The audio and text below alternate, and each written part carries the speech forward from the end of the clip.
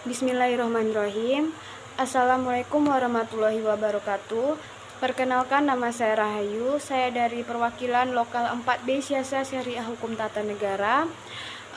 Tujuan saya membuat video ini untuk memenuhi tugas UAS saya, yaitu mata kuliah Hukum Perdata yang diampu oleh Ibu Sri Kamulya. Baiklah, materi pembahasan yang pertama yaitu pengantar hukum perdata.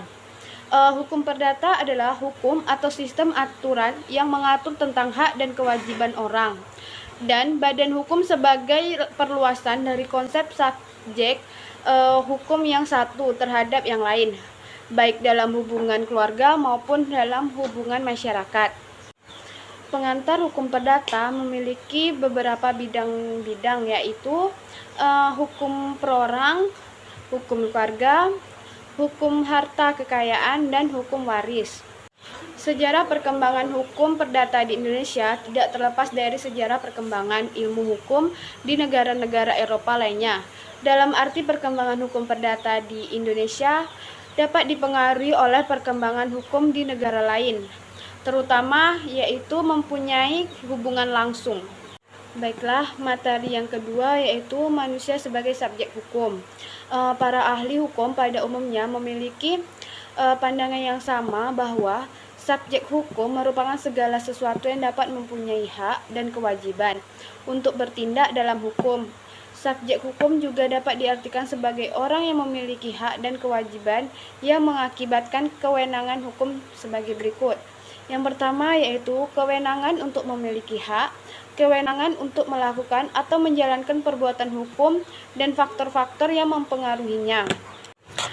Berdasarkan undang-undang yang berlaku di Indonesia, orang yang tidak cakap melakukan perbuatan hukum yaitu berdasarkan pasal 1 ayat 1 Undang-Undang Nomor 23 Tahun 2003 tentang Perlindungan Anak, seseorang dianggap dewasa apabila telah berusia 18 tahun.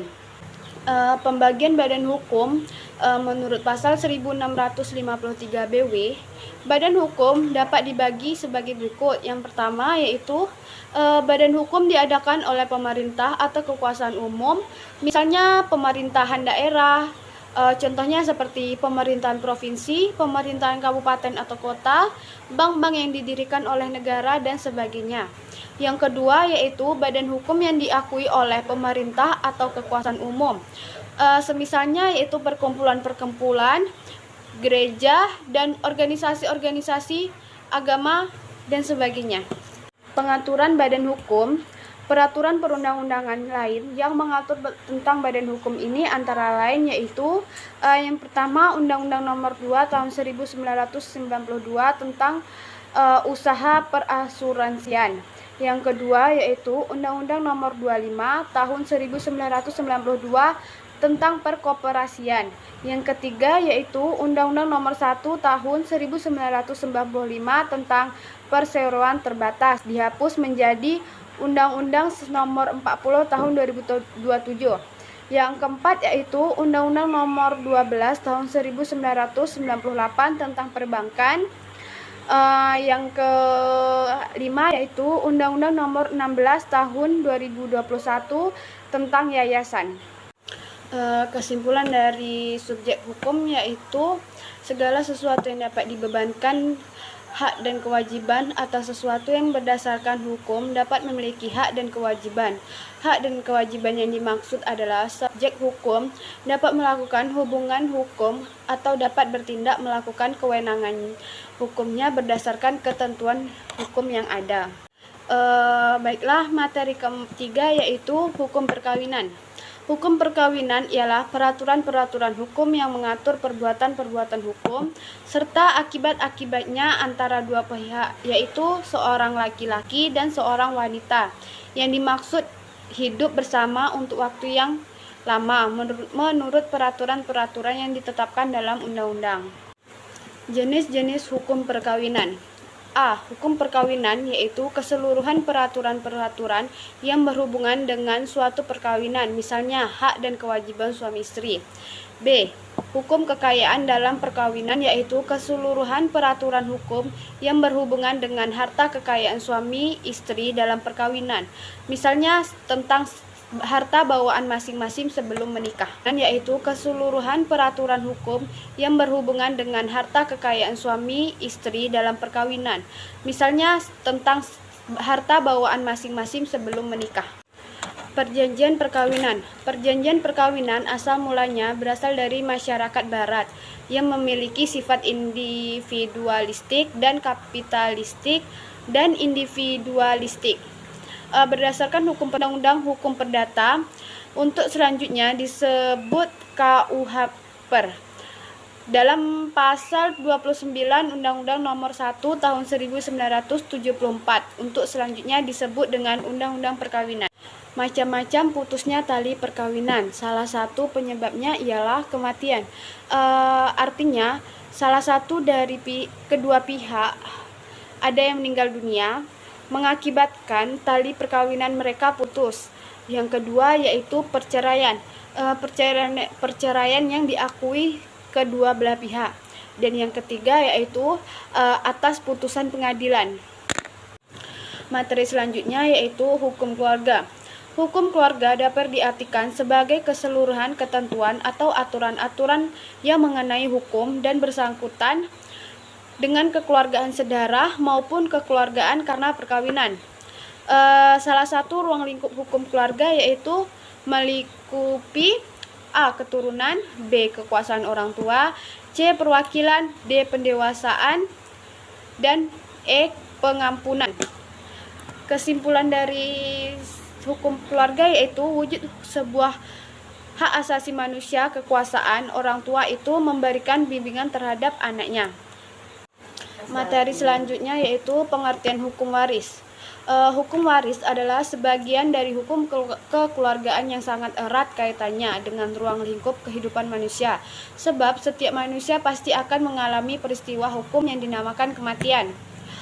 Hak yang mewarisi menurut undang-undang yaitu pasal 836 KUH Perdata menentukan bahwa para ahli waris hukum harus ada waktu warisan terbuka, sedangkan ketentuan yang tercantum dalam pasal 2 KUH Perdata yang menyebutkan anak yang ada dalam kandungan seorang perempuan dianggap sebagai telah dilahirkan bila mana juga kepentingan si anak yang menghendakinya.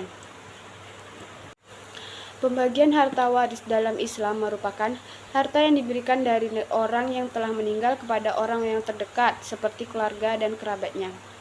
Materi selanjutnya yaitu benda. Benda atau zat adalah segala sesuatu yang dapat dihaki oleh orang, yang berarti benda sebagai objek dalam hukum. Macam-macam benda yaitu benda yang dapat diganti, benda yang tak dapat diganti, benda yang dapat diperdagangkan, benda yang dapat dibagi. Hak kebendaan ialah hak mutlak atas suatu benda yang dinamakan. Hak itu memberikan kekuasaan langsung atas suatu benda dan dapat dipertahankan terhadap siapapun juga. Macam-macam hak kebendaan yaitu hak milik, bezit, hak memungut hasil, dan hak pakai dan mendiam. Kesimpulan yang terdapat dari batasan tentang benda dipandang dari sifat atau karakternya, seperti benda berwujud atau tidak berwujud, benda habis atau tidak habis dibagi, benda bergerak atau benda tidak bergerak, benda habis atau benda tidak habis terpakai, benda yang sudah atau akan ada, dan sebagainya. Materi selanjutnya yaitu hukum perikatan.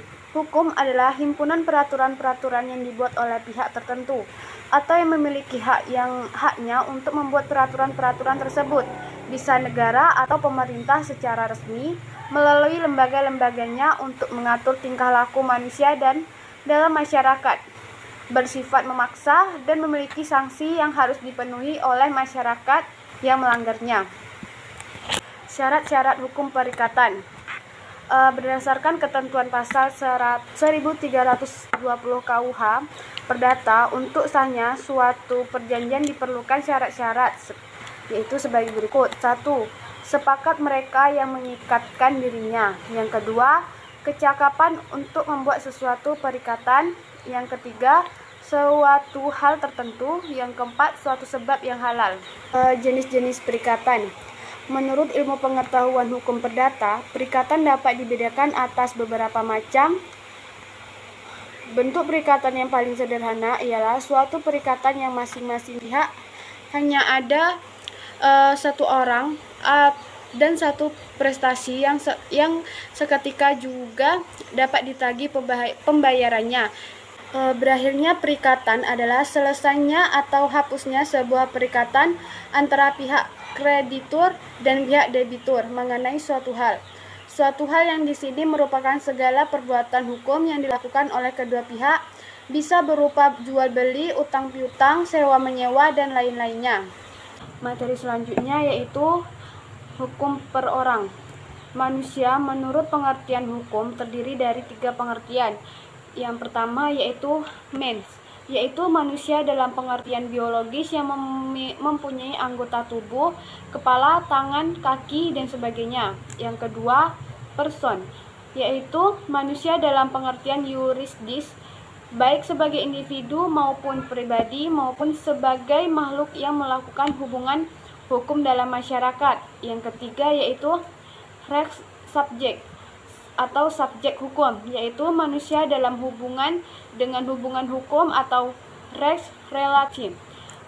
Maka manusia sebagai pendukung hak dan kewajiban. Pada asasnya manusia merupakan subjek hukum. Hukum perorangan. Hukum perorangan yang dapat diartikan dalam arti luas dan arti sempit. Hukum tentang orang dalam arti luas, yaitu hukum orang adalah hukum yang memuat tentang peraturan-peraturan tentang diri manusia sebagai subjek dalam hukum. Peraturan perihal kecakapan untuk memiliki hak-hak yang kecakapan untuk bertindak sendiri melaksanakan haknya itu serta hal-hal yang dipengaruhi kecakapan-kecakapan. Hukum tentang orang dalam arti sempit, hukum yang mengatur tentang orang sebagai subjek hukum.